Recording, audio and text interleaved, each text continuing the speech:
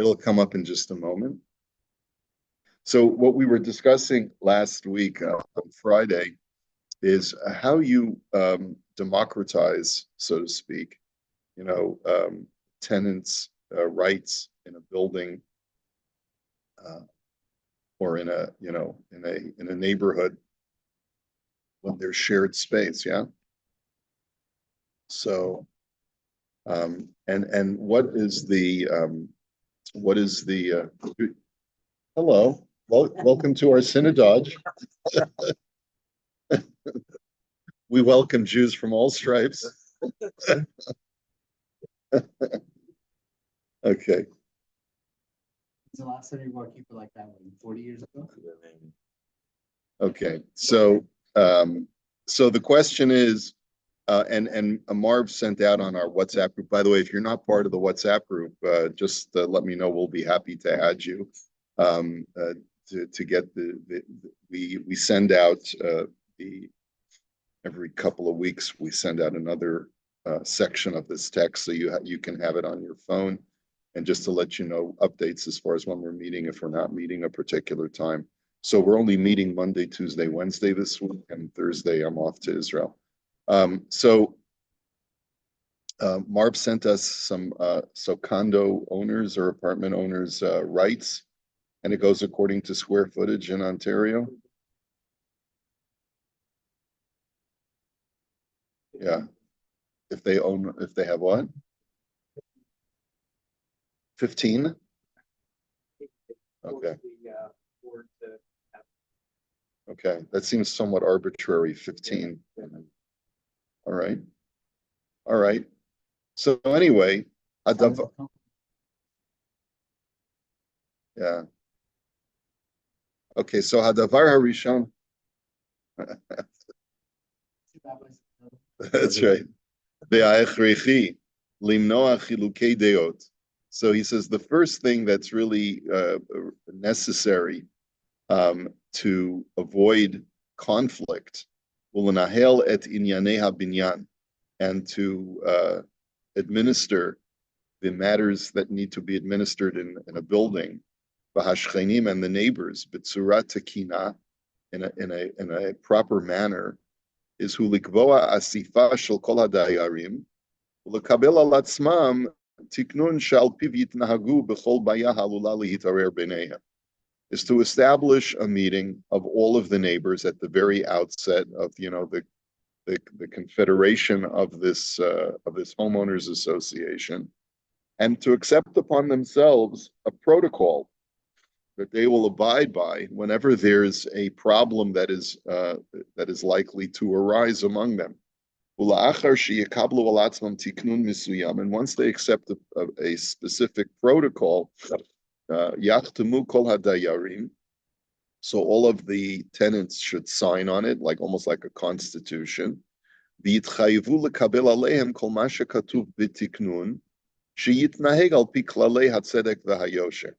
And then they accept upon themselves by signing that we will abide by the rules, the rules of what we've sort of drafted among ourselves, and we'll do that which is upright.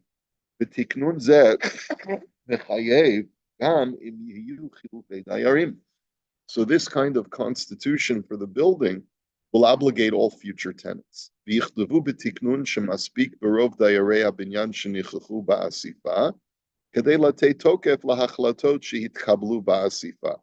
And also included in this constitution should be that as long as they get a majority vote of the neighbors, that the majority will carry whatever decision is decided in any future meeting.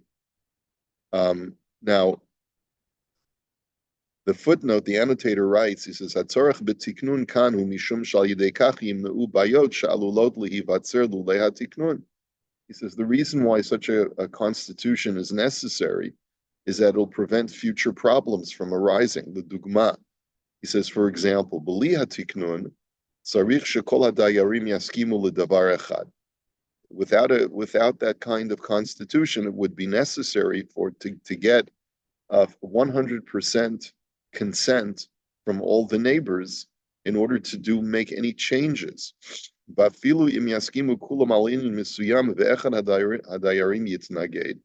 Such that if without a constitution like this, if even all the neighbors except one agrees to a certain change, and this just one Shmendrik who's going to be the contrarian, is the one who decides, no, I don't want it.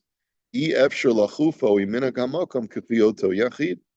can't coerce him to go along with it. You can't carry it through if his vote is in consonance with the prevailing minhag. So if let's say there's a minhag within a status quo within other buildings in the community, and you want to do something special for your building. So something in the air.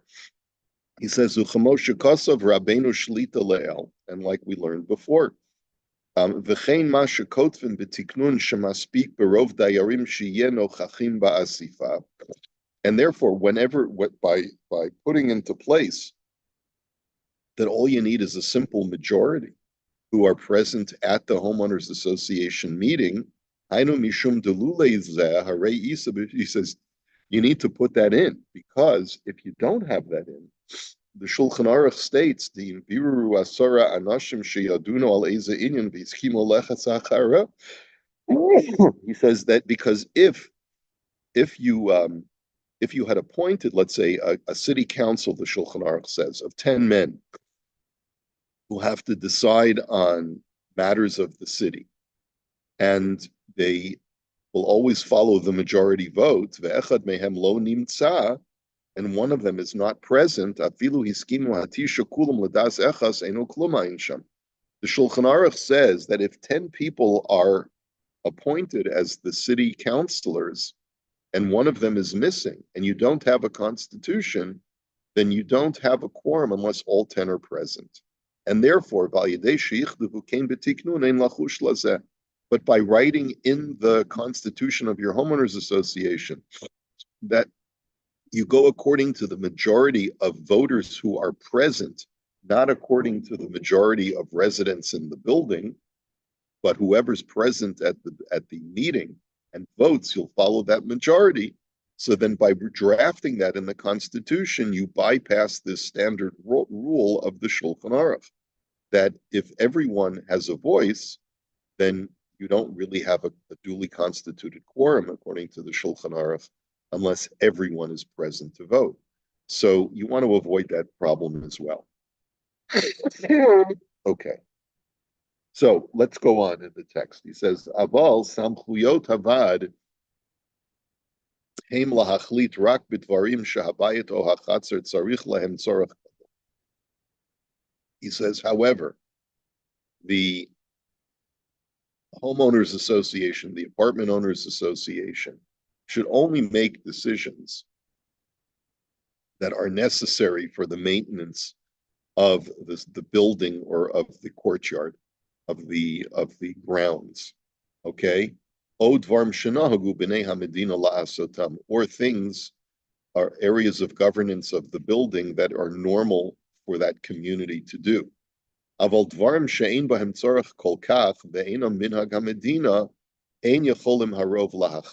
if you get into matters which are not necessary and are not consistent with the customs of the place, so then you can't just have a simple majority carry the day.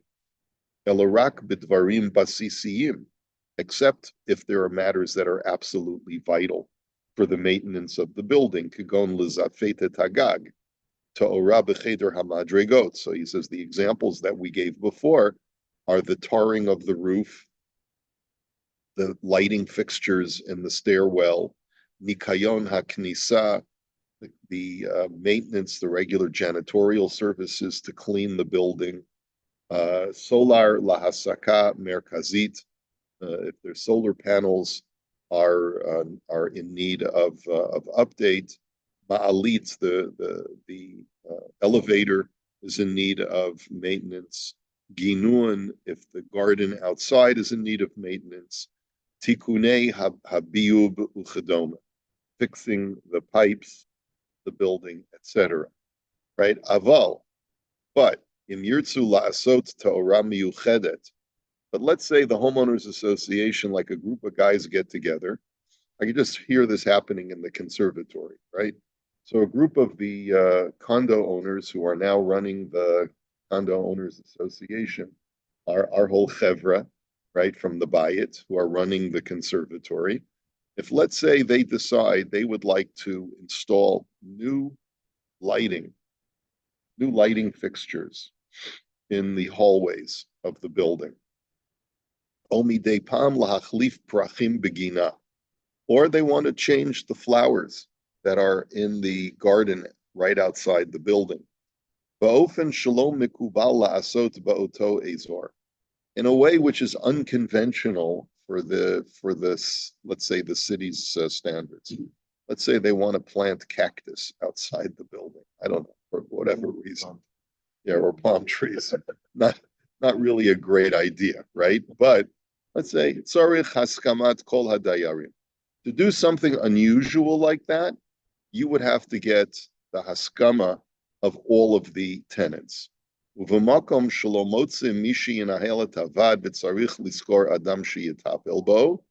says, and let's say you have a situation where none of the tenants are willing to run the homeowners association, and you have to hire someone sort of like an administrator to tend to that. I imagine that would happen from time to time. Yesh b'samchut havad hanibchar la'asot kain. So then the VAD has a right to do that as well, and I guess add the administration fees. I guess if you have like these luxury apartments, and no one really cares to deal with the maintenance issues and plumbing and stuff like that, maybe you would hire an administrator. Yeah, yeah, and too busy. Okay, so they have the right to do that as well. So let's see. In most cases, the condos hire management. Directors tell the management what to do, and the management carry out the day-to-day functions.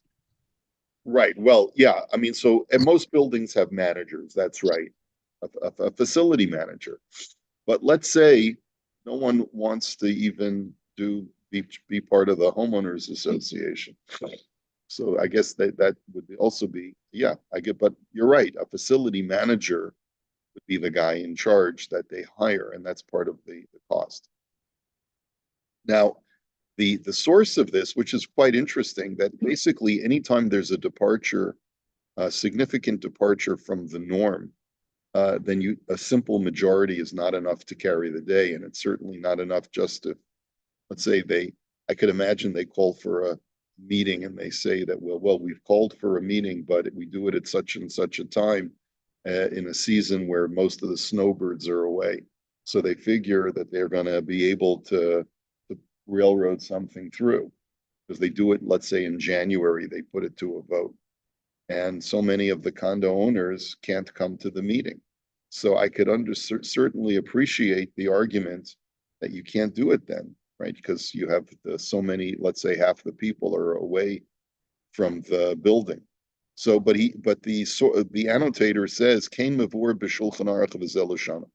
But the Shulchan Aruch basically says the same idea that b'nei chatzer kofin ze et ze livno delet ubeit shar lechatzer. That if you're part of, let's say, a joint chatzer, a joint courtyard, and the norm of that community is to create some kind of door or security system so that you have limited access.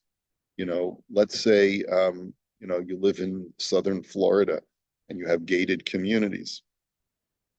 And it's become pretty standard practice for a lot of these gated communities to have, arms that go up and down so that they can monitor who's coming in, and you either access it through your fob or there's a security guard.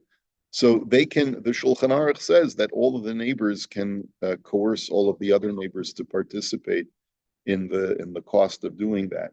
V'chein kol hadvarim shehachotzer tzarech lehem tzarech gadol, and any other necessary action that is needed for the maintenance of the community, o hadvarim shenagu b'nei hamedina la'asotam, or anything that is considered to be standard practice for a condo owners association. Aval hashar hadvarim kugon siyun v'kiyor eno kofeu ad kan lashana.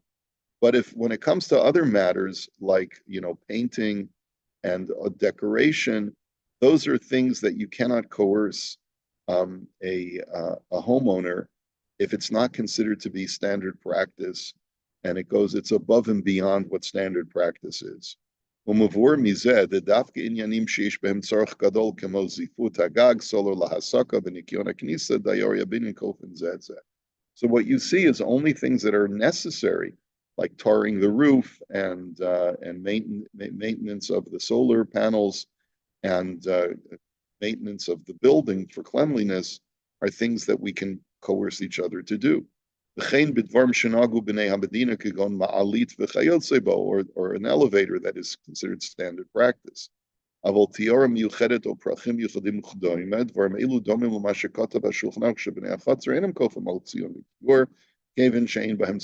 that are purely aesthetic, such as flowers or lighting and stuff like that, he says that's not something that you can coerce the neighbors against their will to participate in, because they're not essentials. Now, he continues. Let's see. As far as the second question, so how do you, when deciding who has a certain amount of votes, okay? Is it based on the number of units, or is it based upon the size of the units? He says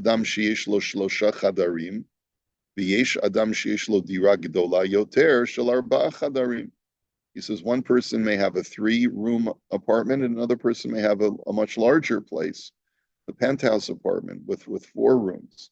Davar zeh talui. So he says it all depends. If the protocols delineate how to distribute the payments, now, in other words, here he's not talking about how do you distribute the votes. Every tenant gets an equal vote, but as far as payment for the maintenance of the upkeep of the building, the question is, how do you tax the people of the building? Is it based on square footage, or is it based on the fact that I'm a homeowner? So it's a flat tax on every homeowner, the same amount. So he says, if the constitution of the homeowners association says that you go according to how you allot it, follow the constitution. Bim ein tiknun, המנהג הוא שבהוצאות האורה של החדר מדרגות והכניסה וניקיון המדרגות, he says, but if there's nothing itemized in the constitution, the prevailing minhag, I suppose, in Eretz Yisrael, and I believe it's different here, but the prevailing minhag in Eretz Yisrael is the expenditures for the maintenance of the common utilities, like the lighting in the hallways, and the cleaning of the stairs and the common spaces. Zelo mishaneh l'mi sheyesh lo arba'a o chamisha chadarim. It doesn't make a difference the size of your apartment. Everyone pays the same share. All the neighbors pay an equal amount.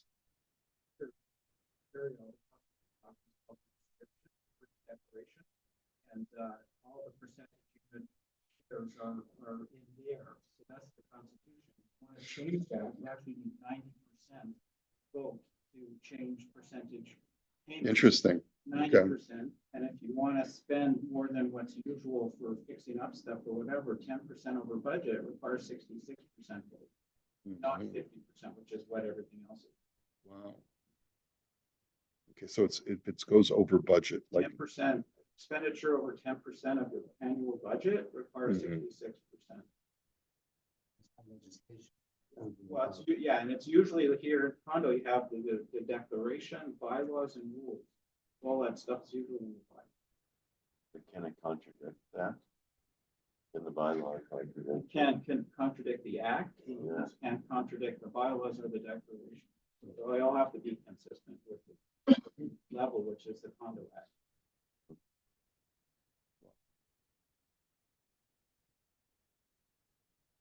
Okay. אבל ההוצאות של הסולר עבור הסקה מרכזית של כל רדיאטור גורם להוצאה נוספת. מחלקים את ההוצאות לפי הרדיאטורים. So he says, here's an interesting twist. He says the cost of energy, which they call the solar energy, but it's really not exclusively solar energy because solar energy is usually free. But whatever the cost of the electricity of the heating for the radiators, you divide that up based on the number of radiators. So if I have 5 radiators in my apartment, so then I pay a certain amount. If you have only 4 radiators in your apartment, you pay a smaller amount. Ve'eno doime lama shekasav marin b'shulchan aruch chatzer gedola shel shnei shutafim ve'hem rotzim lachlok et hachatzer v'livnot kotel be'emtza kedei limnoa hezek riyah. That if you have a large courtyard of 2 partners and they want to divide the courtyard and build a big wall in between, so that they can have more privacy. The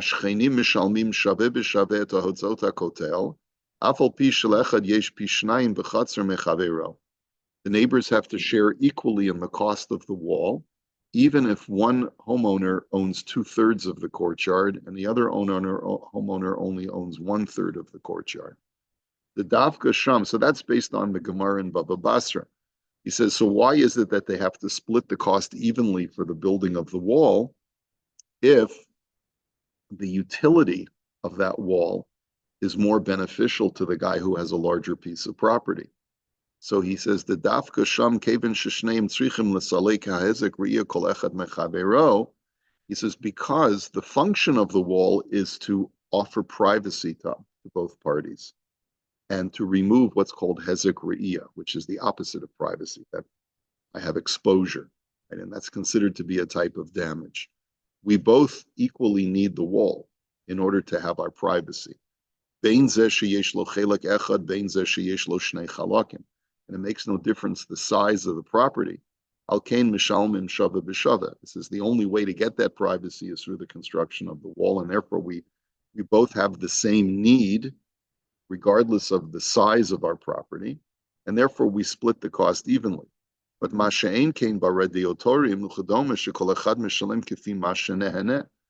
but when 2 people are getting different levels of benefit, I'm heating 5 rooms, you're only heating 4 rooms, so then I have to pay more because I'm getting added benefit on a constant basis from each individual radiator. So you hear the difference between the wall case and the radiator case, okay? Okay. Ulegabe hashe'ila be'echad mehadayarim shekana dira nosefet me'echad hashchenim v'chiberam ledira echad. And as far as the question that we asked last week, what if one of the homeowners purchases the adjacent apartment, knocks down the wall, and makes it into one big apartment? So does he count now as 1 resident or 2 residents as far as homeowners association dues? So the answer is Pashut shalav l'shalem tashlumi vad habayit kafur. He has to pay twice the regular amount of a homeowner. Ela diyesh latun ba'ofen shekana et shtehen mehakablan. However, that's only when it happens in phases. Like he originally started off with 1 apartment, then bought the adjacent one, knocked down the wall, and made it 1. By the way, we talked before about the law of a matzran. You ever remember that law of a matzran? If I'm selling my condo and my neighbor expresses a desire to purchase it, he gets first rights of refusal. If he can meet the purchase price, I'm obligated halachically to sell it to him so that he can do with it as he pleases. Even if I don't like him, I have to halachically let him have first rights of purchase. So the thing that he's saying now here is, well, what happens if it's not a question of a guy just bought the apartment next door? What happens if when the contractor was building the building and he had a floor plan, one buyer came forward and said, I want to buy 2 units and connect them. So this is before they built it. So in that situation, the mitzad echad yesh lamar de b'makamot shalom mishalmim lefi shetach hadira lav l'shalem kedayar echad. The argument could be made that for those dues where you're not paying according to square footage, but just according to residence, the argument would be that he should only pay like one resident. That's on the one hand. Umitzad sheni yesh lamar shalav l'shalem kishnei dayarin. On the other hand, you could argue that he should have to pay like 2 tenants, keven shahashetach noad l'shtei dirot, because after all, it was originally allotted as 2 separate units, and he wants them to be combined. Uverega shirachashes hadirot harei kibel lav hitchayvut kfula. Says, and as soon as he takes possession of those 2 units that are now one, he really sort of obligated himself to act like to pay for 2 units worth of homeowner. Because at the end of the day, what is he going to have to do? He's going to have to pass the cost to the other residents. In other words, let's say it's a 40 resident building. And he's now, because he's buying 2 units and connecting them, he's now creating a 39 resident building, which means the maintenance costs are going to have to be split. Instead of being split 40 ways, you're going to have to be split 39 ways. And therefore, the other tenants can say, why should we have to pay more than our share of 1/40th just because this one guy wants to buy 2 units and put them together? You charge him as 2, and it'll pass the savings on to us.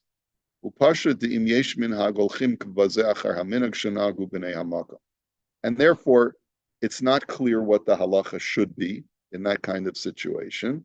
So if there's a prevailing custom, you should follow the prevailing custom. Okay, so that's interesting, is that when it was already built and it was already occupied, so then that's one situation. When it's being built and the guy is joining the 2 units together, there it's not so clear. And so you should try to find out if there's any precedent in the community for such a thing and follow that min. Okay, we'll hold it here for today. And Amir Hashem, let's see. We're departing from. We're still dealing with neighbor relations in the next one, but a totally different realm of Shiloh, which you'll see tomorrow. Okay.